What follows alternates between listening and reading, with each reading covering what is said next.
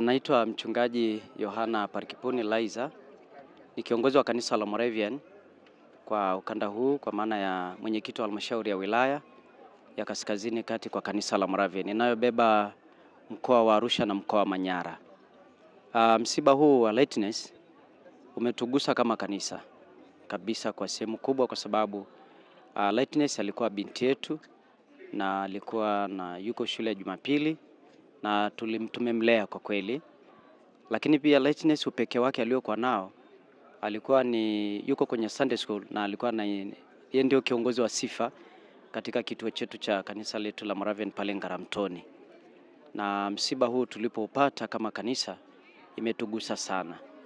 Na ombi langu kama mchungaji kwa jamii ambayo sasa tumepewa wajibu wa kulea watoto, ni kweli ni muhimu sana kuwa karibu na watoto kwa muda mwingi, kuwaombea, kushiriki nao neno la Mungu ili kuondoa machungu au kuondoa ile adha ambayo pengine wanapitia kwa siri au kwa wazi katika nafsi zao.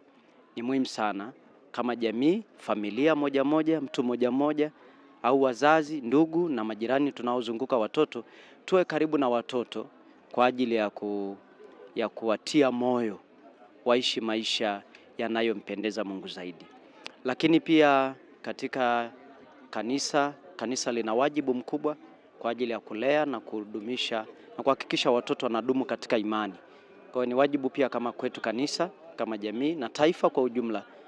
Ni muhimu sasa katika majira haya na katika kipindi hiki ambacho matukio haya yameongezeka katika maeneo mbalimbali na katika jamii, tuendelee kuwa karibu na watoto kwa kuwaombea na kuwatia moyo katika maisha yao ya kila siku. Niwashukuru sana, niendelee tena kutoa pole kwa familia hii na nitoe pole kwa jamii na kwa kanisa pia. Na kwa hata shule ambayo Lightness alikuwa anasoma, nitoe pia pole kwa watoto na ambao walikuwa nao na walimu pia. Tuendelee kuwa karibu na watoto wetu ili tuendelee kuwatia moyo ili waweze kuona ladha ya maisha katika pale wanapoendelea kuishi, wanapokutana na magumu, Mungu aendelee kuwa pamoja na wao. Kweli watoto wetu watoto unakuta wakati fulani, hata wazazi pia, nimetoa wito kwa wazazi kwa sababu wazazi tuna sehemu kubwa. Mungu ameachilia kwetu wajibu mkubwa wa kulea watoto. Na kama matukio haya yanaongezeka, manake kuna mahali kanisa, jamii na wazazi hatujasimama sawa sawa. Kwa hiyo lazima turudi, tubebe ule wajibu wetu ambao Mungu anasema mlee mtoto katika njia impasayo. Na tusiwashirikishe watoto katika ile matatizo, maana kuna pia tunaona sio tu kwa Lightness lakini hata kwa watoto wengine ambao tunasikia gharama ya maisha wanashirikishwa, maisha magumu na nini. Unakuta mtoto anaona kwa kweli ngoja nikajitafutie maisha mengine. Lakini ni wajibu wetu kama jamii, familia, tuwalee watoto katika njia iwapasayo. Tusiwashirikishe mambo magumu ya kimaisha tunayoishi. Mimi ni mwenyekiti wa mtaa kutoka Monduli mjini. Tumekuja pamoja na wana Monduli wengine kuja kumpa pole dada yetu Lydia kwa kuondokewa na mtoto. Kipekee tumepokea kwa masikitiko makubwa msiba wa mtoto huyu baada ya kuona kwenye mitandao, lakini baadaye nikapata taarifa kwamba ni mtoto wa Lydia. Lydia tumefanya naye kazi Monduli pale Monduli mjini. Ofisi ambayo niko pale naiendesha, tumewahi kutumika naye pale. Kwa hiyo tukaungana na wenzetu kutoka Monduli, tukasema sio vizuri tukamwacha akahuzunika peke yake.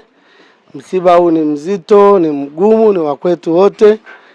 Na sisi kwa niaba ya wana Monduli tumekuja huku kwenu kuja kuwapa pole na msiba mzito mlioupata. Pole sana bibi, poleni sana wanafamilia. Hatuna maneno mazuri ya kusema zaidi ya kuendelea kumuomba Mungu kama wachungaji walivyosema. Hatujui sababu. Tulikuwa tunajadiliana toka juzi na hata hapo nje tumekaa, mjadala ni mkubwa kwamba ni kweli maisha ni magumu. Tunapitia misukosuko mikubwa na changamoto nyingi za kimaisha. Lakini sisi kama watu wazima tumekuwa na uvumilivu. Tunajiuliza ni nini kinatokea paka watoto wadogo wa umri huu wenyewe wanakuwa na maumivu makali kuliko sisi. Ni nini kinachosababisha mpaka watoto wanawaza kukimbia nyumbani? Tunaona matukio mengi, watoto wanatoroka nyumbani, ukiwauliza wanasema ni ugumu wa maisha. Lakini ugumu wa maisha ambao tunapitia sisi, ambao tunatakiwa tuwaeleze, tunarudi nyuma kusema ni nini ambacho kinaendelea. Nadhani tunatakiwa tumkabidhi Mungu. Tuombe sana, lakini tuombe kwa ajili ya watoto wetu. Lakini pia wazazi tuwe sehemu ya faraja kwa watoto. Waombolezaji, wafiwa, poleni sana. Kwanza nitoe pole nyingi sana kwa wafiwa, kwa sababu kukielezea kifo cha mtoto mdogo huwa ni vigumu sana. Huzuni yake sijui niiseme vipi, kwa kuwa tumezoea kutoa salamu za rambirambi sehemu nyingi, baba mchungaji, lakini huwa tunatoa salamu kwa sababu tunajua aliyefariki ni mtu mzima. Sasa inapotokea ni mtoto mdogo wa kiasi hiki, ukweli mimi kama mzazi, kama mwenyekiti, nakosaga maneno mazuri ya kusema. Ninakosa maneno mazuri ya kuwaambia. Lakini lazima turudi tu kwa neno moja la kufarijiana na kupeana pole. Kwa sababu sijui niseme nini ili muweze kunielewa juu ya kifo cha namna hii. Ni vigumu sana kuelezea watu wakaelewa. Lakini kwa kuwa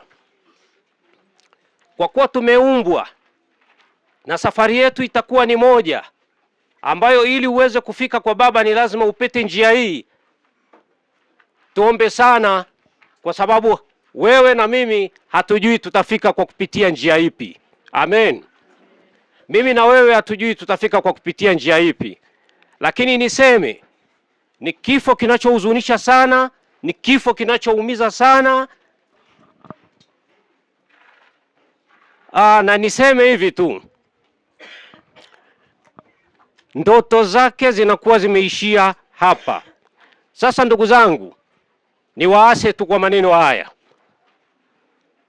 Tunajua tunawalea watoto wetu katika njia bora kabisa, nikiamini hata bibi wa mtoto huyu ni mchungaji.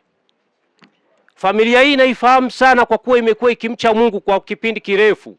Wamekuwa wakiniombea mpaka mimi na kuniwekea mikono. Familia hii, mtoto huyu nimekuwa nikimfahamu kabisa, kwa sababu bibi yake mimi nimekuwa naye, bibi yake tumekuwa pamoja. Lakini niseme hivi, haitoshi kuwaambieni pole.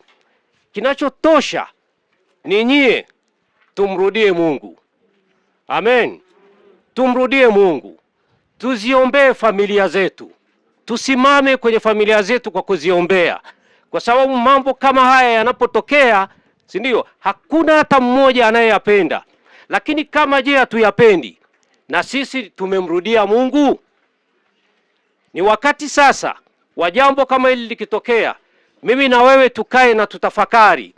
Iwe ni somo, iwe ni darasa, ili wakati mwingine lisitokee jambo kama hili. Amen. Kwa hiyo, kwa familia hii mimi naipa pole sana. Tumeshafanya taratibu zetu za michango ya serikali, kwa hiyo tutakuja kumuona mama wa mtoto pamoja na bibi yake mara baada ya msiba huu. Poleni sana. Kwa majina naitwa Emmanuel Musa. Kwa kweli msiba huu wa mtoto umeniumiza sana, kwa sababu kwanza kabisa ni kila nikimuona namtania wewe mwimbaji, anacheka mimi sio mwimbaji. Lakini kwa kweli yani niliposikia kwamba nilikuwa niko mbali porini, niliposikia kwamba amekufa kwa swala kujinyonga, sikuweza kuelewa kwa rahisi. Nitoke huko nilipokuwepo, nilipokuja msibani hapa nikaangalia, yani bado mpaka sasa hivi siamini kama mtoto huyu ameondoka.